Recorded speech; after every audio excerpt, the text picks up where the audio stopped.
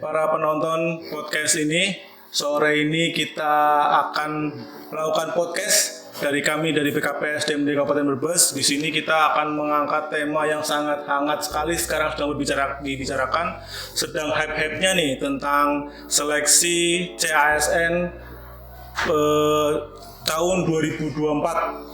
Sore ini kita sudah kedatangan narasumber kita yang sangat expert di bidangnya nih. Kita datangkan langsung dari PKP SDMD Kabupaten Brebes. Yang pertama ada Bapak Darmawan Adi Nugroho selaku Kepala Bidang Mutasi PKP SDMD Kabupaten Brebes. Gimana Pak kabarnya Pak? Sehat Pak? Alhamdulillah sehat Mas. Ini kayaknya.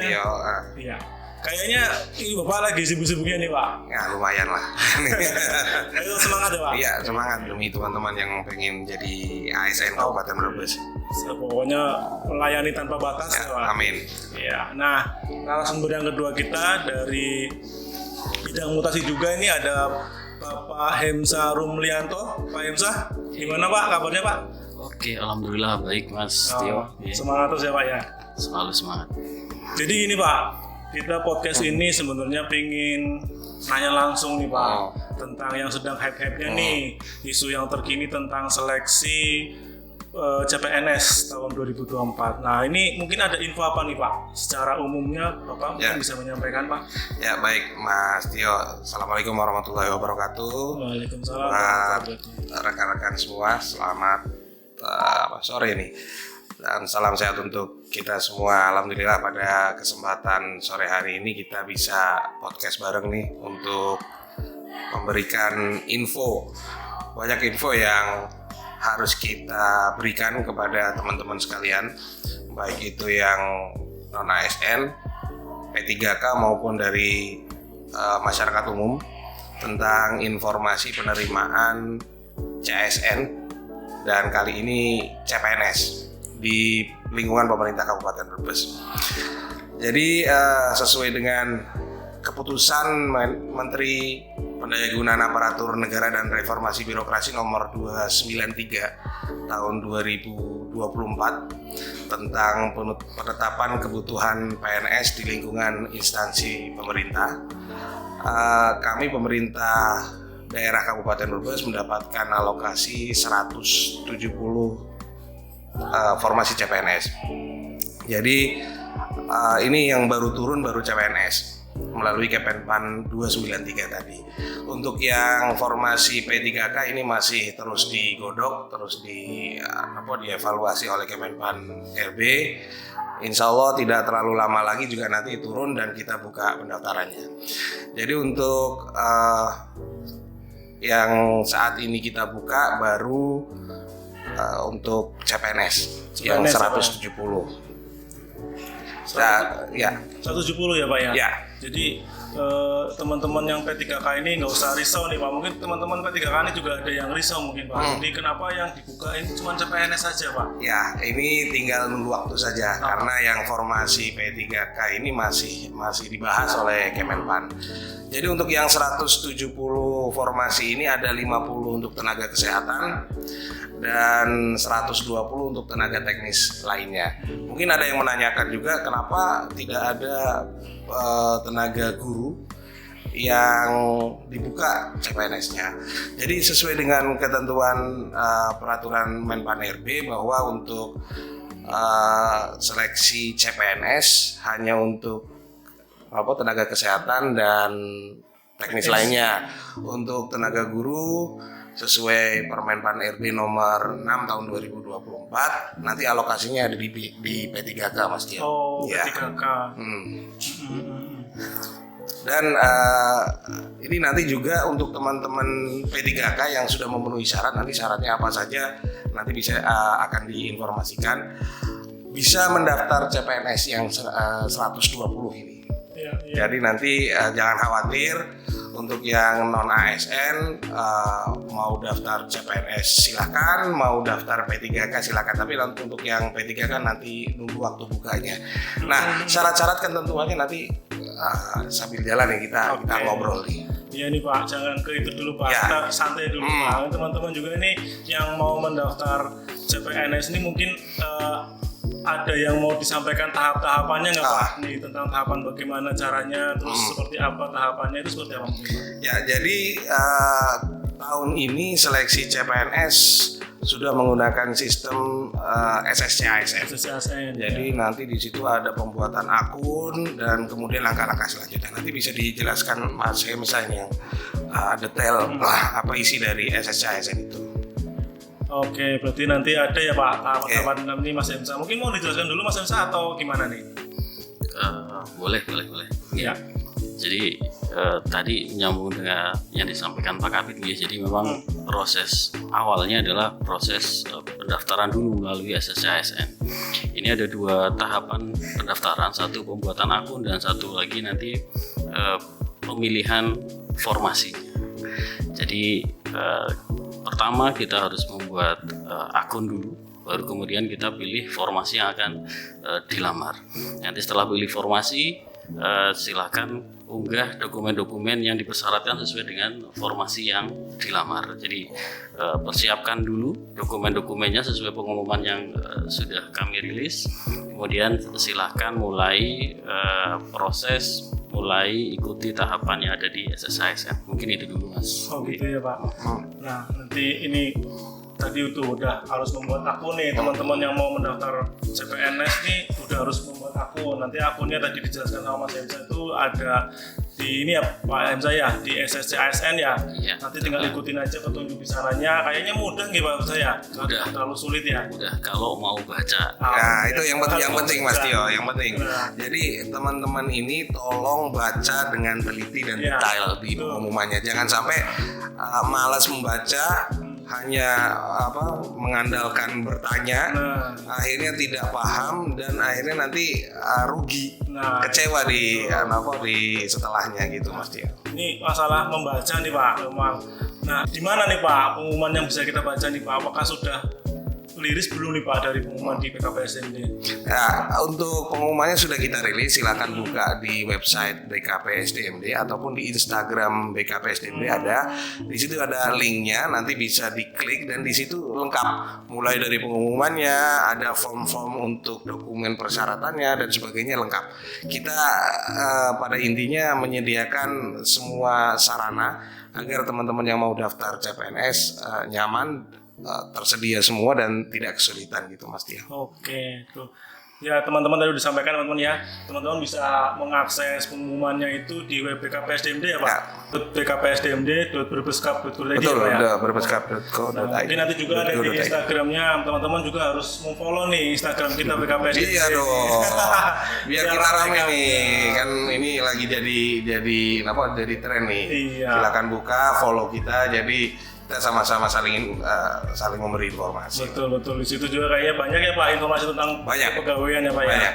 Jadi biar teman-teman tidak ketinggalan tentang info-info tentang kepegawaian. Nah, ini nih Pak, ada sebagian kerisauan nih teman-teman yang kita tahu kan non ASN ya Pak ya. Non ASN ini kan risau nih, apakah non ASN ini sebenarnya bisa nggak nih Pak mendaftar CPNS Pak atau P3K Pak? Ya, di ketentuan Permenpan 6 memang dijelaskan boleh mendaftar, tetapi ketentuannya harus memilih salah satu di 1 tahun anggaran. Oh, milih salah satu Ya, Pak. jadi kalau mau daftar CPNS, iya CPNS, namun berarti tidak bisa daftar P3K.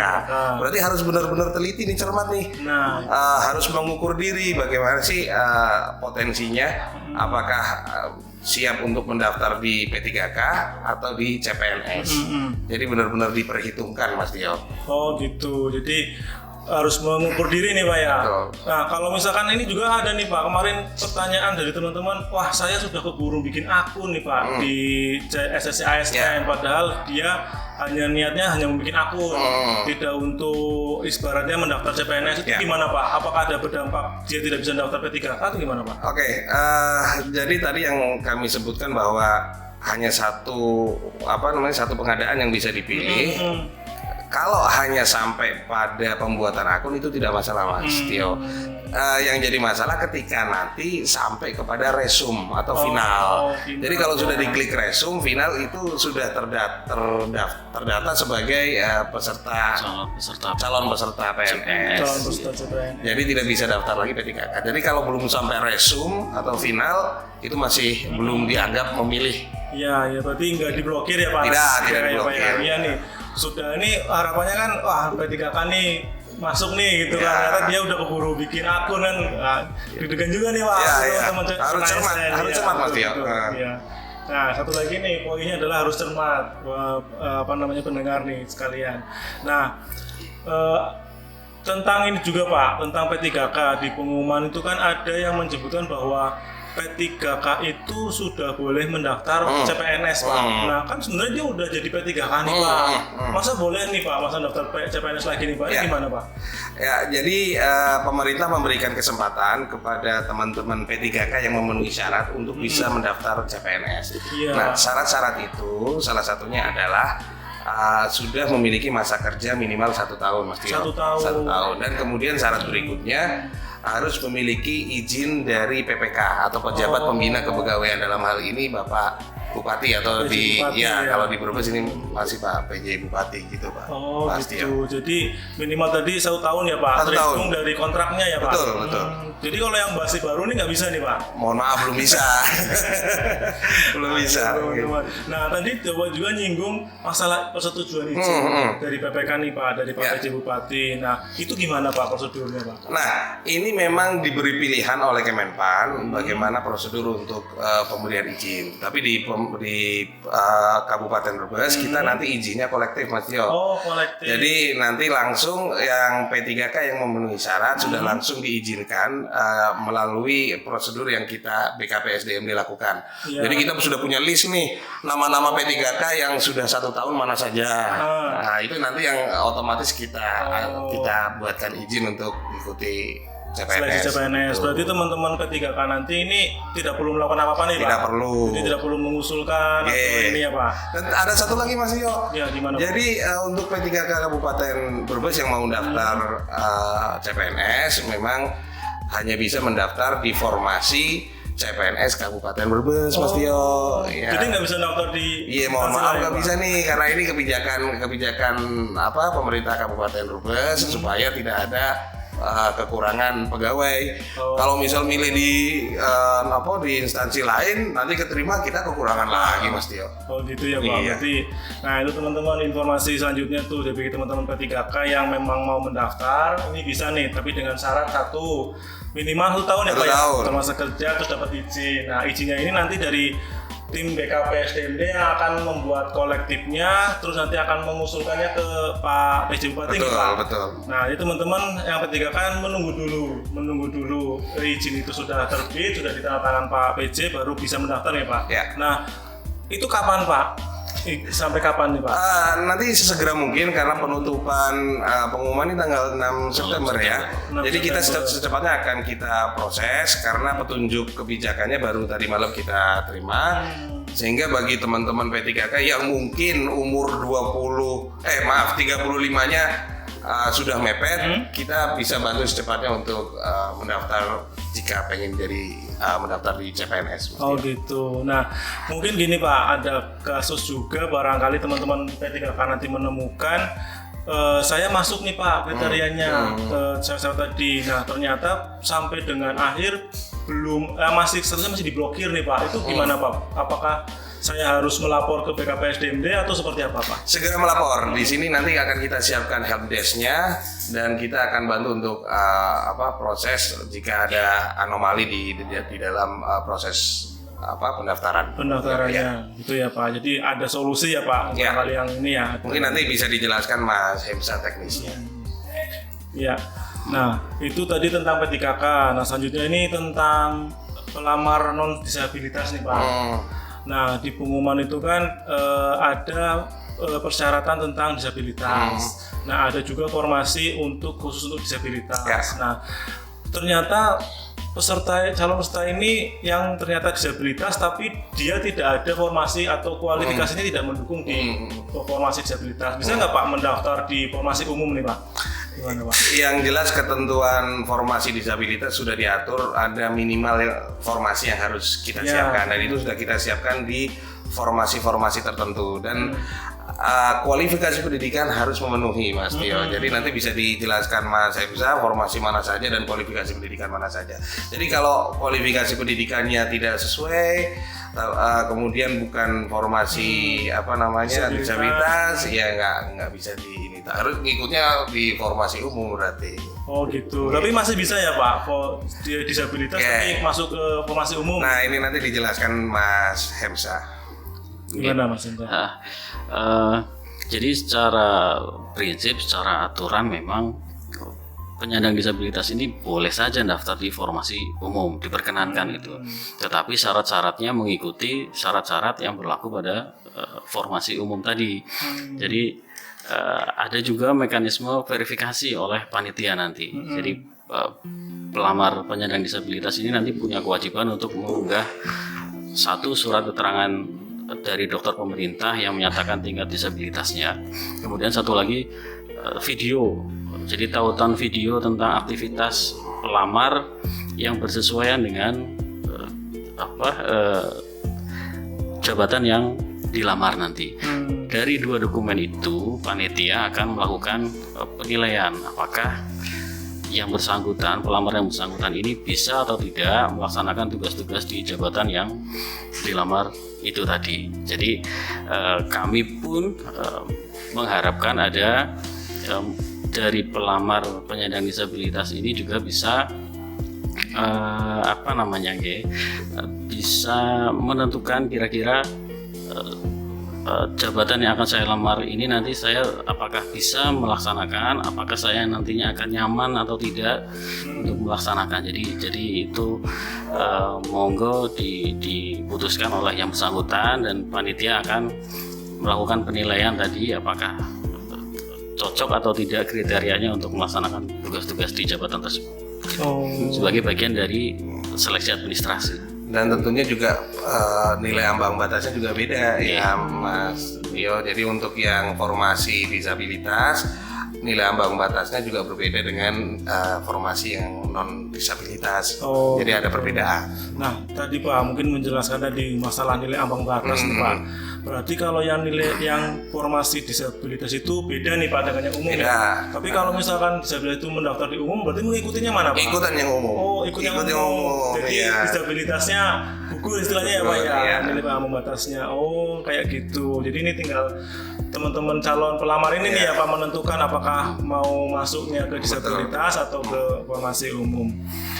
Nah, selanjutnya nih Pak ada tentang masalah STR nih Pak, surat tanda registrasi. Nah, untuk yang kesehatan ya? Iya betul, di formasi kesehatan. Ini juga ada pertanyaan dari teman-teman calon pelamar juga tentang STR tenaga kesehatan itu ketentuannya seperti apa Pak? Nah, ini ada kepenpannya khusus terkait STR itu. Monggo Mas Hemza bisa menjelaskan.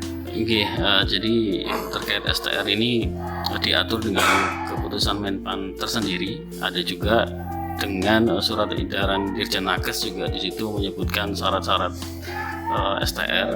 Jadi pada intinya ada beberapa jabatan yang memang wajib melampirkan STR. Kalau untuk formasi CPNS Kabupaten Brebes mungkin ada beberapa yang tidak mensyaratkan, contoh ada epidemiolog, ada entomolog, ada nutrisionis ahli pertama juga itu tidak mensyaratkan STR. Tapi untuk jabatan-jabatan lain itu dipersyaratkan harus melampirkan STR. Jadi STR-nya pun ini harus sesuai dengan jabatan yang dilamar Mas Tio. Kemudian pastikan juga masa berlakunya masih aktif ya, STR-nya harus masih aktif pada saat pelamar ini menyelesaikan semua proses pendaftaran sampai resum. Jadi kalau yang STR-nya mepet-mepet, silahkan disesuaikan supaya jangan sampai menyelesaikan pendaftarannya itu tanggal STR-nya sudah tidak aktif. Kemudian satu lagi, untuk STR dokter ini juga untuk yang masih STR-nya intensif ini juga tidak diperkenankan untuk untuk jadi kalaupun nanti melampirkan STR internship untuk yang dokter pasti TMS nantinya di proses seleksi administrasi. Jadi mungkin kurang lebih itu yang terkait STR, Mas. Berarti ini balik lagi nih teman-teman calon pelamar ini harus teliti ya Mas ya. Betul. Teliti dan cermat membaca pengumuman dan membaca ketentuan-ketentuan dari pemerintah nih tentang tadi STR nomor berapa ya Mas, nomor 570 ya, yang surat edaran Janakesnya simpelnya nomor 570. Nah ini juga teman-teman harus teliti membaca dan mencermati tentang pengumuman itu tadi. Nah masih berkaitan nih Mas tentang STR. Nah ini kan di pengumuman itu ada tadi tenaga kesehatan dan tenaga teknis nih Mas, atau Pak Kabin nih. Nah ternyata di formasinya itu di tenaga teknis juga ada nih yang mensyaratkan kualifikasi pendidikannya kesehatan. Itu apakah juga wajib menyertakan STR atau tidak nih? Gimana Pak? Atau Mas Hensan nih gimana? Untuk formasi tenaga teknis, meskipun di situ dipersyaratkan kualifikasi pendidiknya di rumpun kesehatan, tapi itu tidak mempersyaratkan STR Mas G. Untuk memastikan sekali lagi bisa dicek di keputusan Menpan yang mengatur tentang syarat STR tadi. Pastikan lagi ada tidak jabatan yang akan dilamar itu di situ disebutkan atau tidak mensyaratkan STR atau tidak di situ. Kalau memang tidak nama jabatannya tidak ada dalam lampiran keputusan Menpan, ya berarti itu tidak mempersyaratkan STR. Mungkin simpelnya seperti itu. Gitu. Berarti kalau yang teman-teman tenaga kesehatan, kalau yang mau melamar di formasi kesehatan, lihat lagi ke saudaranya itu Mas ya, mewajibkan atau tidak mewajibkan. Tapi kayak yang tadi itu Mas, tadi belum terjawab juga yang misalkan nih di teknis tadi dia ada salah satu formasi kurang, kalau misalnya ini yang penata layanan kesehatan nih, itu kan kualifikasi pendidikannya tenaga kesehatan nih, kayak D3 kebidanan misalkan atau D3 promosi kesehatan. Nah itu kan memang harus melampirkan, kalau di saudaranya melampirkan STR nih Mas. Nah, kalau yang di misalkan teman-teman ini mau mendaftarnya di tenaga teknis, itu perlu juga nggak melampirkan? Walaupun di saudaranya ini wajib ada STR gitu. Iya. Kalau yang penata layanan kesehatan, kemudian operator layanan kesehatan, ada juga pengelola layanan kesehatan. Jabatan ini mirip-mirip gitu itu. Apalagi ada unsur kesehatannya gitu di nama jabatannya. Tapi ini adalah jabatan teknis. Jadi tidak mempersyaratkan STR. Jadi nggak wajib ya Mas ya melampirkan STR. Ya tadi juga ada pertanyaan itu Mas. Apakah operator layanan kesehatan linear sama dengan penata layanan kesehatan ini? Itu linear nggak nih Mas? Apa sama nggak ininya atau cuma beda nama aja nih kayaknya? Ya, perbedaan nama mempengaruhi perbedaan kualifikasi pendidikan gitu. Kalau penata kelolanya itu mempersyaratkan S1, kemudian operatornya di SLTA sederajat, kemudian yang pengelola layanan kesehatan itu di D3. Yang tadi yang berarti operator layanan kesehatan itu ada salah satu syarat harus melampirkan sertifikat komputer Mas ya. Nah, berarti kalau yang penata ini perlu nggak melampirkan? Jadi kalau dicermati di pengumuman, yang dipersyaratkan sertifikat komputer hanya khusus sekali lagi hanya untuk operator layanan kesehatan dan satu jabatan lagi yaitu petugas operasi dan pemeliharaan. Jadi hanya dua jabatan ini yang mempersyaratkan sertifikat komputer. Yang lain tidak. Tidak ya, itu yang penata layanan tidak ya Mas ya, untuk syarat wajib untuk melampirkan sertifikat komputer. Nah, itu tadi tentang STR nih Mas. Nah, ini masuk ke yang lainnya nih tentang lokasi ujian nih Mas. Nah, ini udah langsung pinginnya udah ngeburu-buru nih, pengen langsung ujian. Nah, kalau di pengumuman tuh kan ada statement, ada lokasi utama ya Pak ya. Lokasi utamanya itu kalau nggak salah itu di Kanrek 1 BKN Jakarta nih Pak. Nah, kalau teman-teman ini yang mau melamar ternyata jauh nih Pak, dari Jogja nih, misalkan dari Sumatera misalkan, itu boleh nggak Pak memilih lokasi? Jadi kita sebenarnya membebaskan kepada para pelamar untuk memilih lokasi tes Mas Tio. Tapi kami harapkan bagi yang setidaknya tidak terlalu jauh dari Yogyakarta untuk memilih BKN Kanrek 1 Yogyakarta, karena ini terkait formasi kita nanti prediksi pelamarnya berapa, itu kan harus memperhitungkan tentang sarana prasarana, Mas Tio. Kemudian petugas kita yang akan memfasilitasi dan sebagainya. Nah, ini kalau misal bisa kita harapkan untuk memilih BKN Kanrek 1 Yogyakarta ini lebih baik. Jadi sebenarnya kita bebaskan kepada para pelamar, tapi kita harapkan untuk bisa memilih di BKN Kanrek 1 Yogyakarta. Oh, masih dimungkinkan ya Pak boleh, ya untuk memilih nih. boleh. Jadi tidak diwajibkan Enggak. Kanrek, tapi diharapkan karena memang tadi yang sudah disebutkan Pak Kabid, keterbatasan petugas ya Pak dari kita. Ya Pak. Jadi itu semua tadi yang tentang masalah pengumuman ya. Teman-teman yang calon pelamar nih, Pak, izin saya Pak, saya mau membacakan beberapa pertanyaan yang masuk ke kita. Boleh Boleh ya Pak ya, Mas ya. Mungkin ini yang masuk ke kita sampai dengan hari ini baru 1 hari ya. 1 hari pembukaan aja pertanyaannya sudah banyak banget nih teman-teman. Nah, ini yang sudah kita rangkum. Pertanyaannya salah satunya yaitu yang pertama itu sertifikat komputer atau SIO. SIO ini sertifikat izin operasional ya. Untuk yang operator alat berat nih, apakah ada ketentuan siapa penyelenggaranya Pak? Atau misalkan nih harus penyelenggaranya harus internasional atau nasional, gimana nih? Ada ketentuan nggak Pak? Oke, untuk lembaga yang menerbitkan, lembaga yang berwenang tentunya Mas. Pada prinsipnya sertifikatnya silahkan dilampirkan, gitu. Nanti kami lakukan verifikasi. Oke. Terus yang kedua ini tentang penata layanan informasi nih, Pak. Tentang penata layanan informasi itu ada portofolio yang harus disampaikan nih. Salah satunya menunjukkan hasil aplikasi. Nah, itu seperti apa nih, Pak? Ya, jadi teman-teman yang melamar di formasi penata layanan teknologi dan informasi ya. Itu harus melampirkan portofolio, artinya nanti teman-teman silahkan untuk men-screenshot atau meng-capture hasil aplikasi yang pernah teman-teman buat. Jadi kita pengen untuk formasi ini kita bisa dapatkan PNS yang mampu membuat aplikasi. Ya, jadi nanti portofolio teman-teman ketika pernah membuat aplikasi apa silakan di screenshot agar ini bisa kita jadikan pertimbangan dalam seleksi administrasi.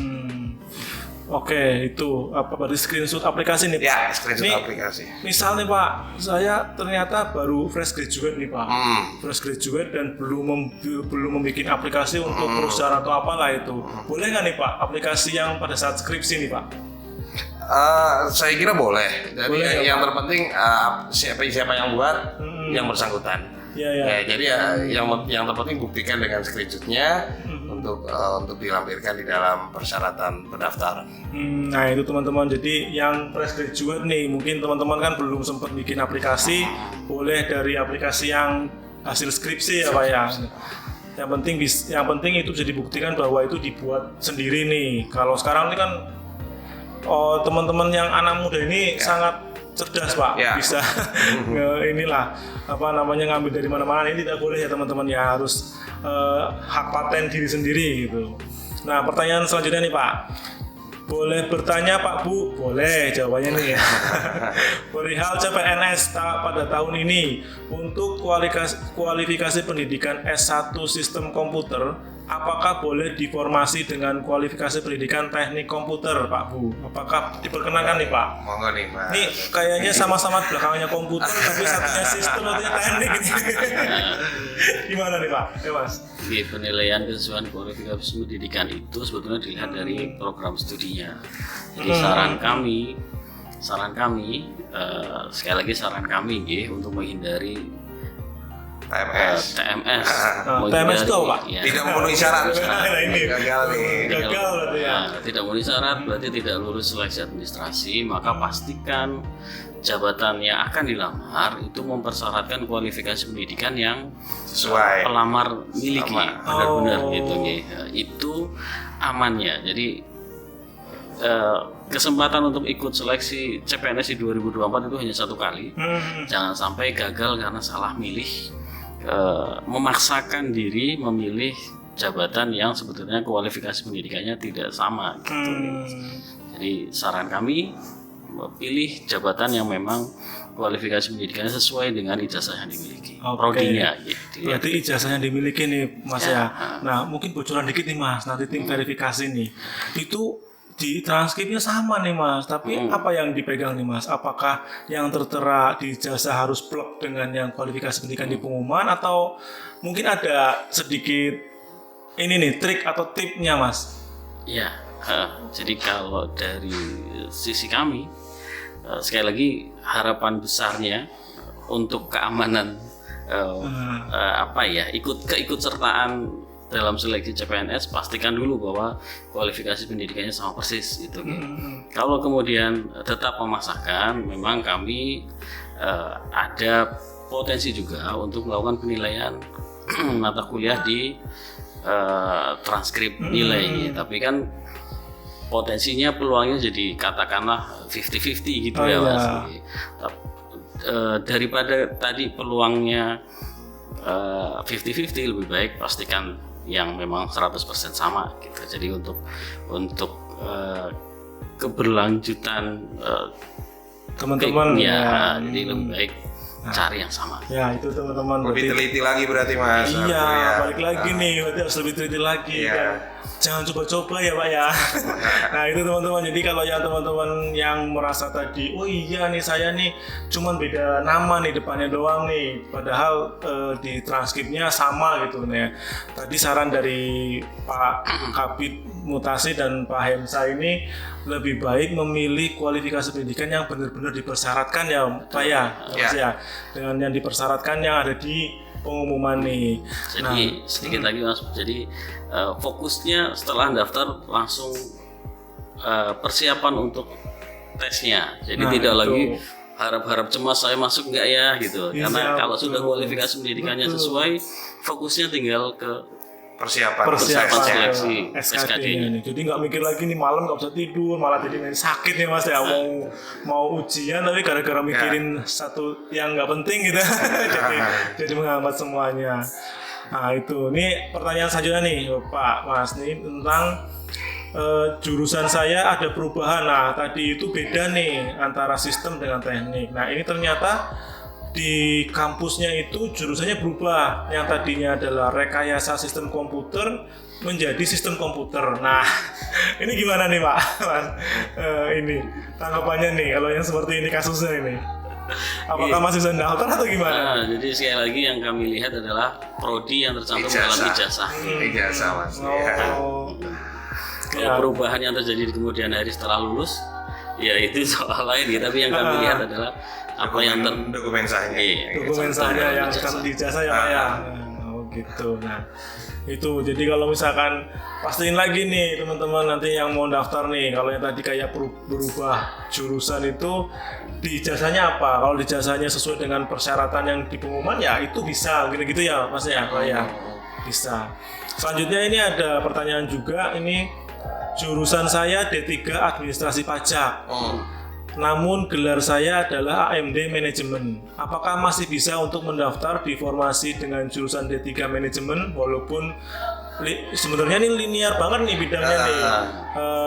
Yang dipersyaratkan adalah D3 Manajemen, tapi dia prodinya itu D3 Administrasi Pajak. Nah itu gimana Pak? Jadi sama aja itu Mas. Yang terpenting ijazah yang tertulis di ijazah itu prodinya apa. Itu yang kami nilai kesesuaiannya dengan formasi yang dipilih. Prodinya ya Pak ya? Prodinya yang di ijazah, iya. Nggak lihat gelar nih. Gelarnya AMD Manajemen ini Pak. Jadi kita lihat di ijazahnya Mas. Berarti lihatnya di prodinya ya? Prodinya. Oke. Ya itu teman-teman ya, nanti sebenarnya ini intinya adalah teman-teman ini harus cermat dan teliti membaca pengumuman ini biar kunci sukses untuk jadi ASN. Nah selanjutnya nih Pak Mas, tentang apakah materai boleh pakai materai tempel bukan imaterai. Nah ini kan kalau di pengumuman udah jelas sebenarnya imaterai, tapi yang bersangkutan ini kayaknya mungkin belum familiar dengan imaterai nih Pak. Gimana Pak Mas, boleh nggak kalau pakai? Sekali lagi kalau baca pengumuman yang detail ya. Jadi kalau ketentuannya imaterai, ya imaterai. bagaimana cara membelinya, bagaimana cara aplikasinya, silahkan cari tahu, banyak di YouTube juga banyak tutorialnya bagaimana membeli e-materai dan sebagainya. Nah, berarti wajib ya Pak ya? Wajib, Mas. materai Iya. nih, ya teman-teman nih. Jadi mohon maaf nih kalau yang pakai materai tempel kemudian di-upload, dan mohon maaf TMS. TMS Pak, Iya. aduh hal kecil ada ya. Yang lainnya sudah sesuai semua, gara-gara materai tempel jadi teman-teman pelamar nanti jadi TMS nih. Hindari ya teman-teman ya masalah yang kecil seperti itu nih teman-teman ya. Nah, selanjutnya nih Pak, pertanyaan selanjutnya ini, misalkan saya sudah upload berkas nih, terus sudah klik resume nih Pak, Mas. Nah, ternyata baru udah klik resume ada kesalahan upload nih Pak. Nah, itu bisa nggak teman-teman ini memperbaiki setelah klik resume nih Pak?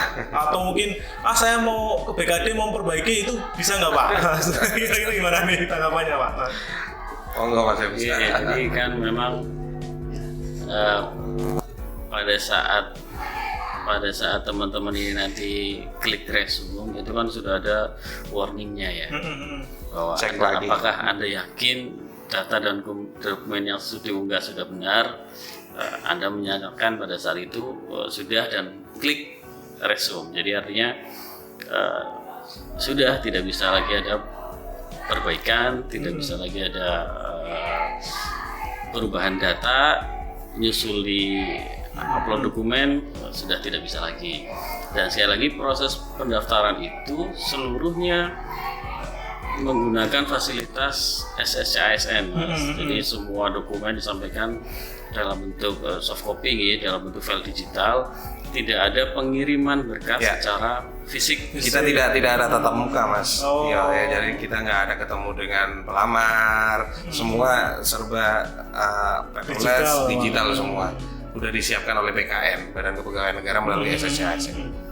Iya, walaupun ini sangat ganjil nih Pak, itunya nggak bisa ya Mas ya.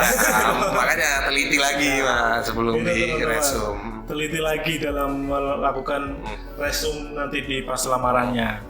Nah, terus ini juga ada pertanyaan juga tentang contoh surat pernyataan nih Mas Pak. Jadi di surat pernyataan itu mungkin di ujung pojok atasnya itu ada tulisan lampiran, dan mungkin ada contoh ini ada tulisan contoh. Nah, itu boleh nggak nih dihapus atau harus seperti yang ada di pengumuman lampiran nih Pak? Mas, gimana? Ya, jadi tadi keterangan-keterangan lampiran 1, lampiran 2 dan lain-lain itu silahkan dihapus, karena yang kami lihat dari surat pernyataan itu ya kontennya, isi pernyataannya, namanya, identitas, penandatanganan, materai, tapi tidak dengan tadi lampiran 1 gitu. Itu silahkan dihapus Boleh ya, saja. boleh dihapus. Yang terpenting formatnya sama yang seperti kita siapkan. Kalau diminta ketik komputer ya ketik komputer. Jadi tolong dibaca sedetail-detailnya untuk pengumumannya. Ikuti saja itu. Iya, itu berarti kalau kejadian kemarin juga mungkin ada ya Pak, pernah kita menemukan bahwa surat lamaran pernyataan itu diambilnya dari pengumumannya Instansi lain. Ya, itu banyak itu kayak gitu tuh. Ya mohon maaf, karena di tahun-tahun sebelumnya itu ada yang lamar di Brebes, tapi ternyata keterangannya kepada Bupati Bengkulu, gitu kan. Dan formatnya mempengaruhi ya Pak? Sangat mempengaruhi. Jadi mohon maaf ini bagi teman-teman, kalau ada kesalahan hal-hal seperti itu, mohon maaf TMS. Ya, jadi kita minta tolong diperhatikan, dibaca detail apa yang diminta di pengumuman itu, silakan dipenuhi. Berarti, nah itu teman-teman, jadi untuk surat pernyataan, surat keterangan dan lain sebagainya itu dimohon untuk disamakan dengan pengumuman. Ikuti format yang ada di pengumuman BKPSDM Kabupaten Brebes. Jadi jangan sampai tidak membaca pengumuman secara lengkap, dia mengambil contoh punya temennya yang memang daftarnya di instansi bukan Brebes. Nah, itu banyak kayak gitu. Fatal. Nah, itu teman-teman. Nah, selanjutnya nih Pak, Mas, jadi ada pertanyaan juga. Nah, ini nih kayaknya nih mau mantau ini nih pertanyaannya ini. Ada nggak Pak nanti di BKPSDMD atau di SSCSN itu semacam dashboard atau statistik nih. Ini biasanya teman-teman ini mau melihat mana yang kosong nih. Nah, kira-kira gimana Pak nanti dari BKPSDMD mau menyediakan semacam dashboard seperti itu atau gimana nih Pak? Sekiranya nanti ini akan menjadi pertimbangan kami, tetapi yang paling penting adalah yang sudah disediakan oleh SSCSN itu yang bisa diakses oleh teman-teman pelamar, Mas. Jadi fokus saja terhadap diri sendiri, kemampuan berlatih, belajar untuk dapat lolos di SKD maupun SKP. Jadi ada 2 nanti tesnya, Mas Tio. Seleksi kompetensi dasar, kemudian ada juga seleksi kompetensi bidang. Di SKD juga ada 3 tesnya. Ada tes wawasan kebangsaan, ada TIU, ada TKP. Nah, jadi silakan cari soal-soal banyak itu di sosial media yang untuk berlatih. Jadi ya semaksimal mungkin untuk mencoba soal-soal biar nanti di SKP bisa lancar gitu. Nah itu, jadi nanti masih dipertimbangkan nih teman-teman untuk dashboard itu. Karena bukan kewajiban juga Mas Tio. Yang link yang disediakan oleh PKN hanya yang dari SSCSN. Oke Pak. Nah ini satu lagi nih Pak, dari teman-teman ini masalah foto nih Pak. Foto itu di pengumuman itu hanya menyebutkan latar belakangnya warna merah nih Pak. Ya, merah. Warna merah. Nah kalau untuk baju gimana nih Pak? Baju berdasi atau gimana nih Pak? Ada ketentuan nggak nih Mas? Ya, emang tidak diatur secara ketat di situ, tapi ya alangkah baiknya fotonya formal gitu ya Mas. Formal. Formal menghadap ke depan dan pastikan sekali lagi backgroundnya warna merah. Dan portrait ya, jangan sampai landscape nanti miring-miring. Ya, kita ikuti ketentuannya saja. Ya, oke. Berarti itu nih teman-teman ya. Tadi ini fotonya berlatar merah dan pakaiannya bebas ya Pak. Bebas tapi sopan. Jangan lagi pakai daster di foto itu. dan tolong jangan foto di foto ya Mas ya. Oh, nah itu. Ya, jangan foto afdrekan atau cetakan terus di foto. Jadi langsung foto dari real time gitu lah ya. Foto ya gitu ya Pak ya. Jangan kemudian kayak selfie juga, tolong janganlah ya kayak gitu ya. Banyak itu ya. Sedikit tambahnya Mas terkait foto ini, karena ini juga nanti ini juga jadi verifikasi pada saat peserta akan masuk ikut seleksi ruangan CAT. Iya. Nanti verifikasinya berdasarkan foto itu juga. Jadi jangan asal fotonya. Jadi kalau bisa foto studio, kalau tidak pun ya silakan foto dengan HP tapi dengan kualitas yang baik gitu ya. Jadi tidak hanya untuk syarat administrasi tapi juga untuk selanjutnya untuk pemberkasan ya Mas. Jadi kalau teman-teman lulus CPNS, foto itu yang nanti dijadikan untuk pemberkasan. Tadi juga Mas Indra sempat menarik ini tentang foto yang masalah di seleksi ya Mas ya. Pas apa nih Mas? Pas pen register itu apa? Ya betul. Jadi sebelum peserta diizinkan masuk ke ruangan tes itu ada proses face recognition. Nih teman-teman, face recognition. Pembandingnya salah satunya adalah dengan foto yang diupload pada saat pendaftaran di SSCSN. Oh gitu nih teman-teman, berarti ini clue-nya nih kalau pada saat foto itu menggunakan make up-nya tebel, jadi nanti pas SKD harus tebel juga nih. Jadi senatural saja lah nanti. Kalau beda repot ketika face recognition tidak terdetek sekiranya di foto sama di aslinya beda kan. Ini malah jadi menghambat juga ya Pak ya. Itulah dalam pengumuman disebutkan foto terbaik dan terbaru. Jadi yang terbaru jangan foto pada saat lulus sekolah 10 tahun yang lalu masih digunakan. Iya, nah ini nih mentang-mentang nih biar kelihatan masih imut gitu ya. Ternyata pas itunya sudah berumuran ya. Nanti akan menghambat teman-teman pelamar juga pada saat tes pas face recognition itu di pas tesnya. Nah, itu nih pertanyaan-pertanyaan tadi yang masuk ke kita. Nanti kalau misalkan ada pertanyaan lagi, silakan teman-teman yang menonton bisa komen di chat komentar atau nanti bisa ditanyakan langsung. Nah, ini pertanyaan yang mau ke penutup nih Pak Mas. Untuk jadi abdi negara PNS, ada dipungut biaya nggak nih Pak? Nah, ini yang perlu teman-teman perhatikan dan perlu teman-teman cermati bahwa saat ini untuk pelamaran pendaftaran kita tidak bertatap muka atau bertemu langsung, dan kemudian kita pastikan tidak ada dipungut biaya dalam pendaftaran pelamaran CASN baik itu CPNS maupun P3K di pemerintah Kabupaten Brebes. Jadi kalau ada yang mengiming-imingi dan sebagainya itu bukan dari BKPSDMD, dan kami pastikan semuanya gratis tanpa dipungut biaya. Tuh gratis teman-teman. Bayarnya cuma beli e-materai aja. Ya itu sendiri, itu persyaratan sendiri pasti. Iya. Jadi barangkali nanti ada oknum atau apa yang menjanjikan bisa lulus CPNS dengan membayar sejumlah uang itu berarti nggak bener nih. Nggak benar Mas, nggak benar. Nah ini nih teman-teman harus menjaga, kita juga menjaga integritas sebagai ASN ya Pak.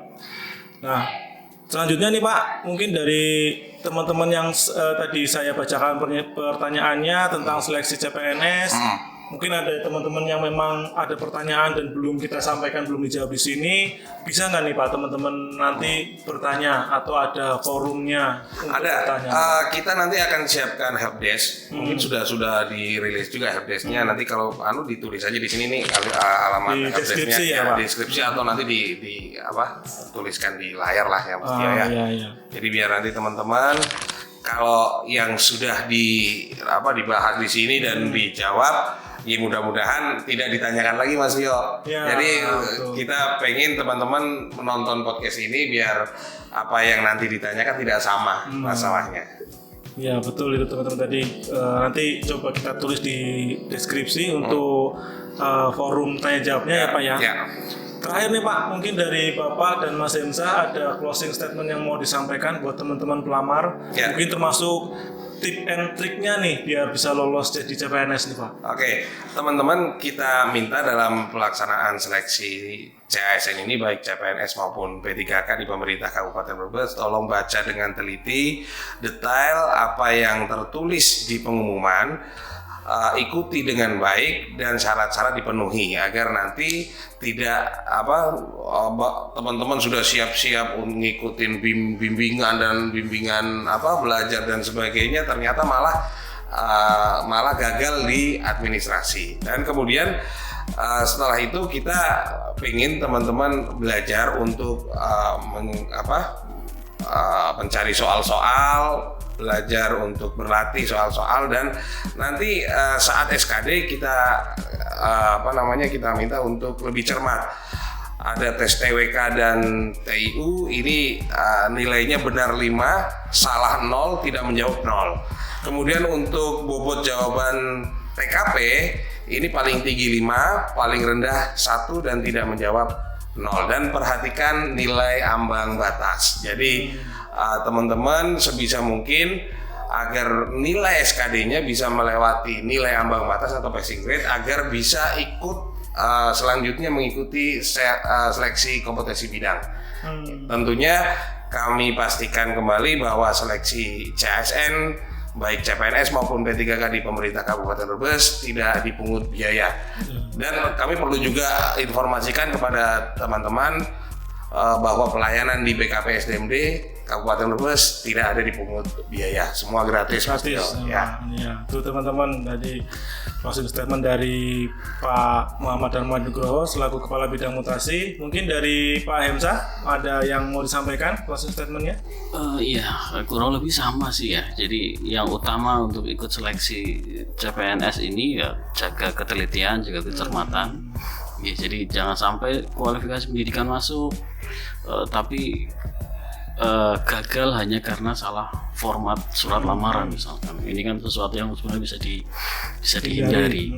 Jadi pastikan baca semua ketentuan di pengumuman dan teliti gitu, periksa berkali-kali sebelum resume. Mungkin itu Mas. Itu tadi berarti teman-teman balik lagi yang kunci utamanya untuk lulus CPNS adalah teliti, cermat, dan semangat ya Pak ya? Dan belajar. Dan belajar ya. Jangan ngitung kancing Mas. Betul Pak. Nih Pak, kalau ngomongin masalah seleksi ini kayaknya nggak ada habisnya nih. Nggak ada. Bisa sampai pagi apalagi tentang masalah kepegawaian ya Pak ya. Tapi karena ya terusan waktu, mungkin ini bapak-bapak depan saya ini bapak-bapak yang sangat sibuk teman-teman. Jadi bisa podcast ini aja kayaknya suatu kesempatan yang langka nih Pak. Ya terima kasih Pak. Sama-sama, Mas Tio. Pak Kabid Mutasi, Pak Adi Darmawan Nugroho dan Pak Hemsah, terima kasih atas kesempatannya sudah meluangkan waktunya untuk berbagi dan sharing dan ngobrol santai dengan kita tentang seleksi CPNS 2024. Mungkin nanti kalau ada kesempatan lagi, yang tren-tren lagi bisa kita podcast lagi ya Pak ya? Boleh. Ini sarana yang efektif untuk memberikan informasi Betul, Pak. sebanyak-banyaknya Iya. kepada masyarakat.